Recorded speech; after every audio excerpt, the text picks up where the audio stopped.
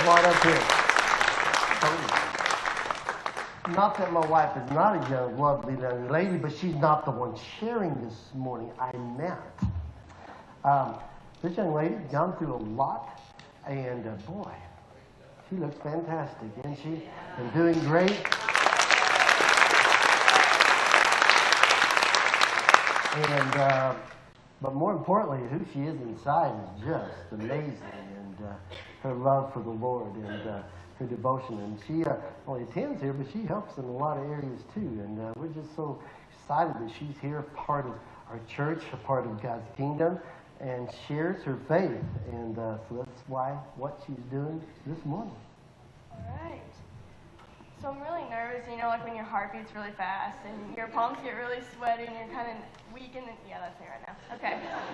So I don't know if you guys have heard the song Do It Again by Elevation Worship, but it's a song that speaks to me and never ceases to amaze me. The lyrics talk about how we thought our walls would fall down by now, but they haven't. When we talk to God and we're waiting, and then that moment when it just happens and He fulfills our promises. And we figured He would leave us out in the dust because what are we worth? Nothing. But He doesn't. So God is fulfilling His promises every second of the day for us, no matter what happens. Whether it's something you don't expect to happen that day or you planned for that to happen, that was Him. That was Him. He is relentlessly pursuing us, and He's forever and always faithful to us. And I've experienced that. When I was 14, I was diagnosed with acute lymphoblastic leukemia. I was strong, and I wouldn't say strong in my faith. I came to church. My family, we were raised as Christians. Matt and I knew right from wrong. Did we do it? Did we speak or did our actions meet up with our words? Probably not. That was a long time ago, and I have had a lot since then, so I can't really remember what I did when I was 13.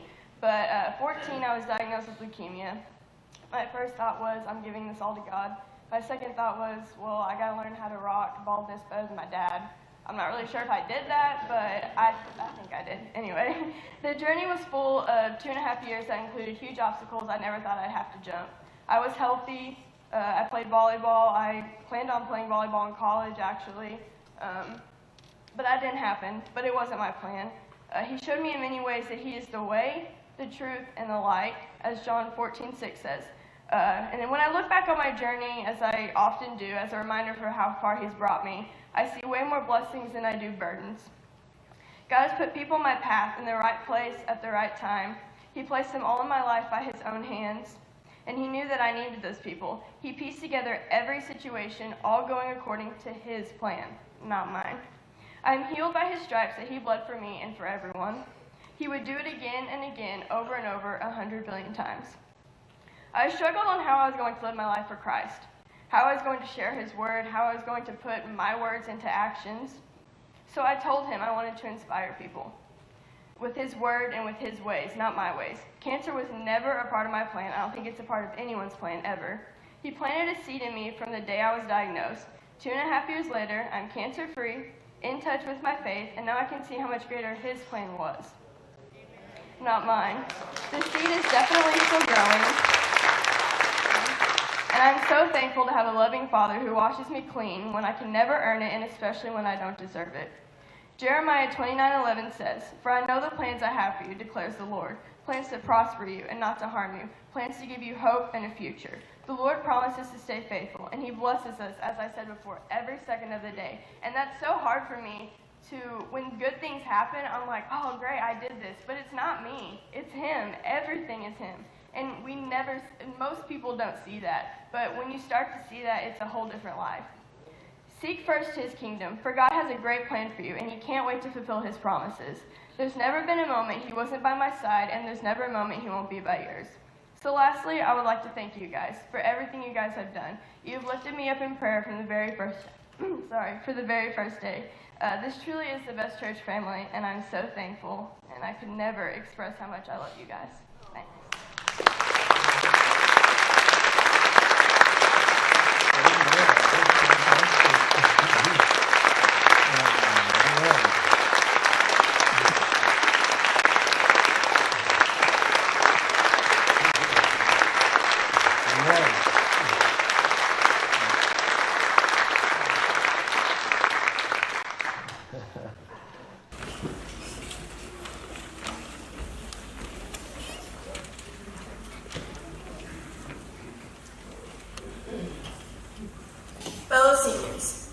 very grateful to have the opportunity to address you as a whole one last time. I'm also very fortunate to have spent the last 13 years with you all. As we are entering this new and sometimes very intimidating season of life, I hope we never forget to use our knees in times of desperation, but also in times of celebration.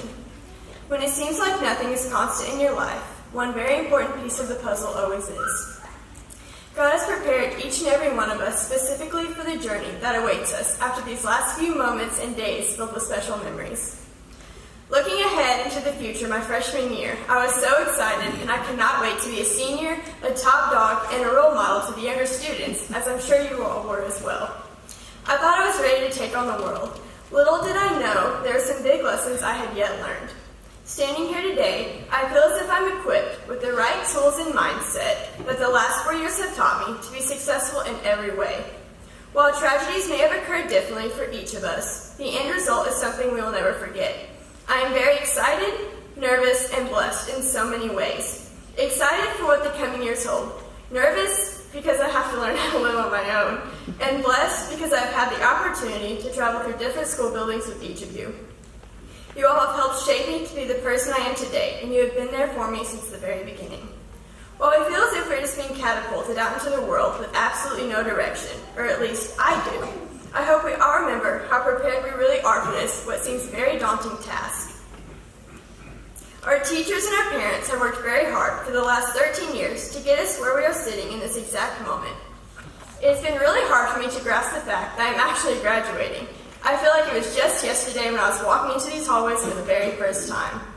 As we all embark on this journey of the unknown, I would like to remind myself and hopefully give you guys a little insight on why I trust in my faith and in something that people say we cannot see. But that's just it. I can see it. Many ask me why I'm so thankful for my suffering. It is simplistic in the fact that it brought me closer to God. Instead of running away from a hard situation, I was told to press into the Word and grow spiritually. It is my hope that you all would give it a trying chance and turn to it as well. The treasures that God has brought due to this suffering are hard to explain, but I do know that He made me stronger and gave me the courage of knowing that I can handle any obstacle that may stand in my way. I know that we are all going to experience lonely, hard, and hopeless days in our journey ahead. I believe the best thing for us to do in that situation is to remember where we get our strength from. We are not fully equipped to handle every situation on our own for a reason.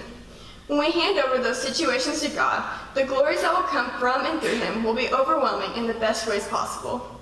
Since our first days of walking into these halls, we have grown, matured, laughed, cried, and smiled together. As we part our ways, let me leave you with this scripture.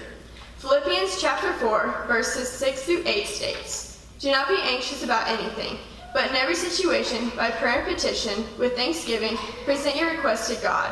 And the peace of God, which transcends all understanding, will guard your hearts and your minds in Jesus Christ.